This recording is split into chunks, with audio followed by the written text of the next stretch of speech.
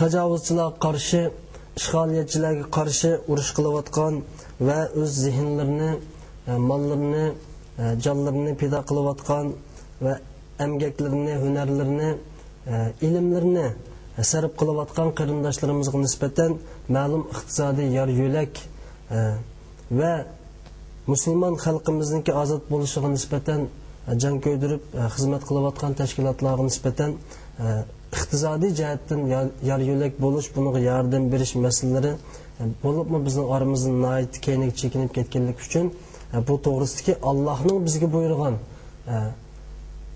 oyatlarni qarindoshlarga deb o'tib ketamiz. Zakat islomdagi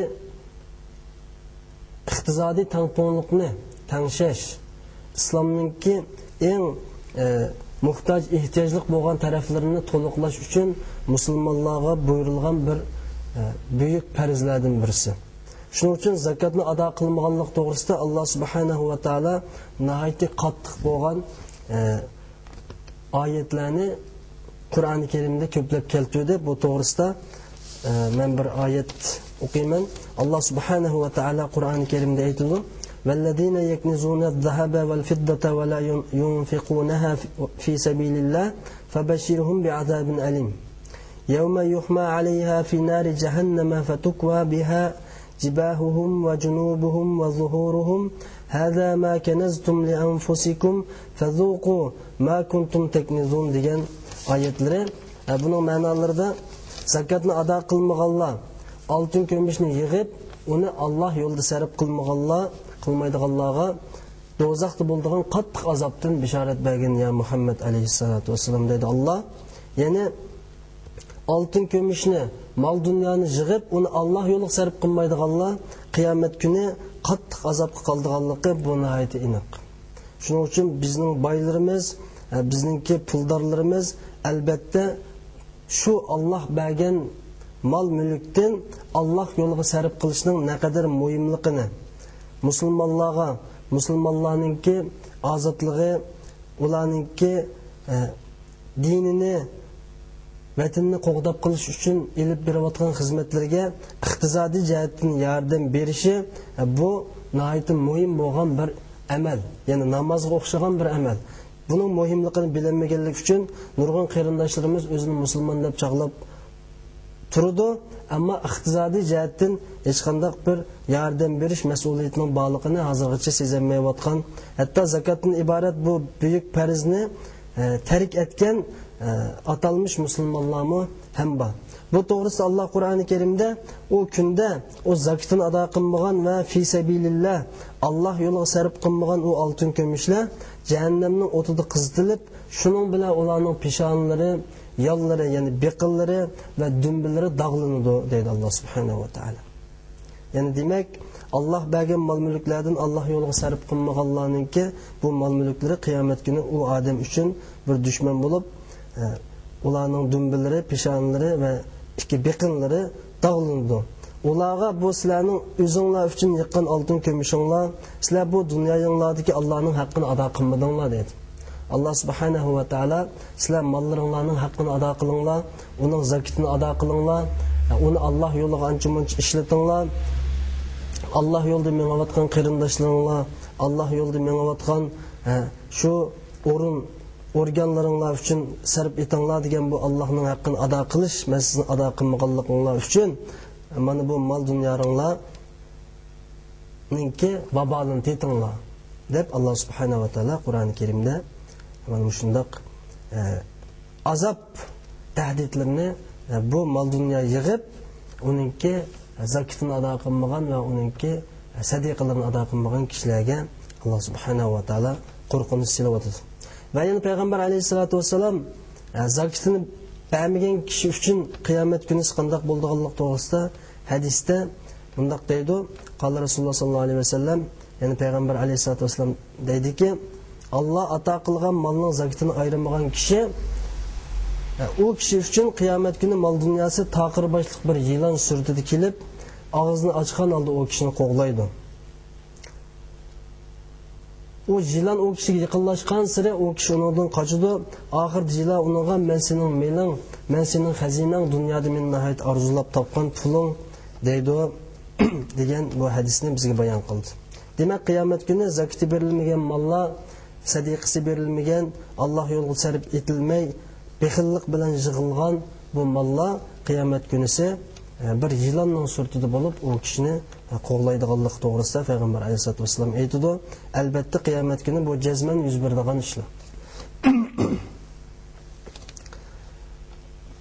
Allah subhanahu va taolo yana deydiki, Allah o'z fazlidan bergan narsalarga, ya'ni pul, mollik, bexillik qildiganlar, bexilliklarni o'zlari uchun foydali deb gumon qilmasin. Amalda bu ular uchun ziyonliqdir. Ularning bexillik qilgan narsasi qiyomat kuni ularning bo'yniga taqoq qilib silinadi dedi. Demak, yana zakot ado qilinmagan mollarningki qiyomat kunisi o inson uchun bir taqoq bo'lib bo'yniga silinganlik to'g'risida bu yerda ko'rsatildi. Allah subhanahu va taolo hadis qudusiyda yana shunday deydiki, shayton sizlarni piqirlikdan qo'rqitadi. Ya'ni uning zakotini bersang, manch pul ayirib bersang, puling tugab ketmamdi, oz qolmamdi, piqir bo'lib qolmamsan degandek, mana shunday vasvasalar bilan sizlarni piqirlikdan qo'rqitadi, piqir bo'lib qolishdan qo'rqitadi, yomon ishlarga, ya'ni bexillik qilishga chaqirdi shayton sizlarni dedi. Ya'ni jiqqin, ko'plab to'plagan, puling bo'lsa hamma ishni qila olaysan, puling bo'lsa yaxshi yashay olaysan, yaxshi yeyalaysan, yaxshi ish olaysan deb uning haqqini ado qilmaslikqa, balki pullarni ko'plab yig'ib, uni saqlashga shayton qanday qiladi? Chaqiradi. Va yana shayton insonni zakot bermaslikka chaqiradi deydi Alloh subhanahu va taolo. Insonni zakotni bermaslikka chaqiradi deydi. Shuning uchun bu bizningki bir qism boylarimizga shaytonning bu chaqiriqi g'olib keldimi, albatta zakotni to'liq ado qilmaydigan, hatto zakot berishni tarik etadigan bu ishlar jamiyatimizda xil avib qoldi. Albatta zakot bermaganlar Allohning bu azoblariga duchor bo'lishidan qo'rqish lozimki, Alloh subhanahu va taolo bizni zakot berishga, mollarimizning haqqini ado qilishga chaqiradi va deydiki, Allah va man yuqashuha nafsihi fa ulaika humul muflihun. Nafsining bexilligidan saqlangan kishilar ana shular nijot topgan kishilar deydi Alloh subhanahu va taolo. Ya'ni bizni bexillik qilmaslikqa, saxiylarcha yashashga Alloh subhanahu va taolo chaqiradi. Va yana Alloh deydiki, "Va ma anfaqtum min shay'in fa huwa yuhlifu." Ya'ni Alloh yo'lida bergan narsalarningki o'rnini Alloh to'ldirib berdi deydi. Demak, sizlar Alloh yo'lida zakot va sadiqa va yoki fi sabilillah Alloh yo'liga ishlatgan xarajatlar, iqtizotlar, mollarning o'rnini Alloh subhanahu va taolo to'ldirib berdi deydi. Alloh hargizmi va'dasiga vafosizlik qilmaydi, albatta. Shuning uchun zakotning muhimligini bilishimiz lozimki, qarindoshlar, uningki tövanda Ayza qarajimkam 8 xil kishiga berish to'g'risida ko'rsatmalarni, ya'ni bu oyatlarning ma'nolarida o'tib ketdi. Ya'ni zakot berish eng oddiy bir tushunchada bir odamningki, ya'ni 85 gram oltini bo'lishi bilan, ya'ni 85 gramga hisoblangan pul mili bo'lish bilan, ya'ni zakotga munosabatlik, ya'ni qo'lda pul bo'lishi bilan u odamga zakot keladi. Ya'ni 85 gram oltin bu bizningki islom ulamolarining umumiy birlikka kelgan fiqhiy o'lchimi. Ya'ni 85 gram oltinga loyiq bir odamningki puli bo'ladi ekan, albatta bu odam har 40 dan biriga, har 40ga birini ayirib, ya'ni 40 ko'yga bir ko'y, ya'ni 40 pulga har davlatda bo'lsa, shu davlatningki soni bo'yicha shu davlatningki pul nimasi bo'yicha 40 ko'yga bir ko'y shundan beradi.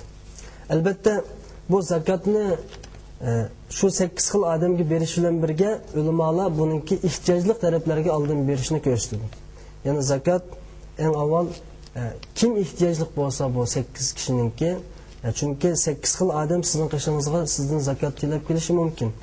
Yoki 8 xil o'rin bunga teng ehtiyojli bo'lishi mumkin. Bu to'g'risida olim ulamolarimiz bir qism fiqhiy fatvolarni chiqarib o'tdi. Shayxul Islom bo'lgan, ya'ni Ibn Taymiya rahmatullohi alayhinki bu to'g'risidagi fatvosida bir yerda bir dov ochliq bor. Uni ya xalq askarlari yeyish kerak yoki xalq yeyish kerak. Albatta xalq askarlariga bersa xalq o'ladi, xalqqa bersa askarlar o'ladi. Qaysi avval beramiz degan bu fatvoda albatta xalqni qo'g'dug'uchi qo'shinga, xalqni himoya qilguvchi, xalqni qutqazguvchi, xalqqa